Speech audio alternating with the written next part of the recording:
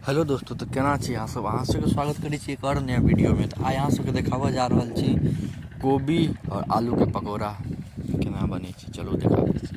पहिले तऽ तेल गरम कऽ लेब। एक बाद देखियौ कोबी के काटि लेब एहन पीस, आलूओ के एहन पीस काटि लेब। पकौड़ा केना बनाबै छै से देखाबै छी। एहि पिठार बना लेब।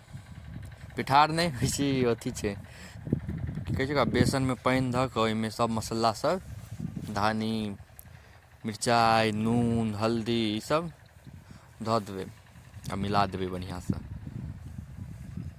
तऽ ई ओकर अथी बनि जायत। ओहिमे फेर एना डुबा डुबा कऽ तेल गरम भऽ गेल हैत तऽ तेलमे फेर धऽ देबै।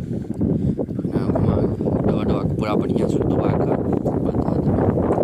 बेसनके बनै छै ई जे इएह गिल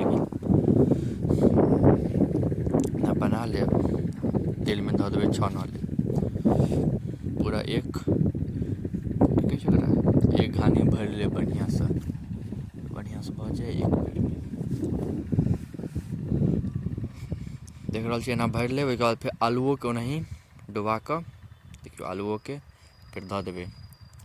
जैसे हमर सबके एम्हर तरुआ कहै छै, अहूँ सब तरुआ बुझिते हेबै, ओना पकौड़ो कहि सकै छी, किछो कहि सकै छी। तऽ देखियौ आब कनी देर तक चूल्हा छै, जल्दिए भऽ जायत। 5 मिनट तक एनाही रहऽ देबै। ओहिके बाद फेर पलटा देबै।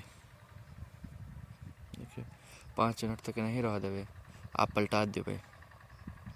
नीचाँसँ भऽ गेल हैत, ऊपरोसँ करऽके छै।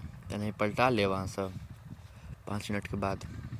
एकरो 5 मिनट रहऽ देबै। ओकर बाद अपने बनि जायत, बढ़िआँ लाल एकदम भऽ जायत करगर। तऽ निकालि लेब, देखै छियै भऽ गेलै। आब एकरा निकालि लेब, कनिक आओर हुअ देबै। बड़ी नीक लागत खायमे। चटनी साथे खइयौ या भात साथे खइयौ, जे साथे खेबै बड्ड नीक लागत।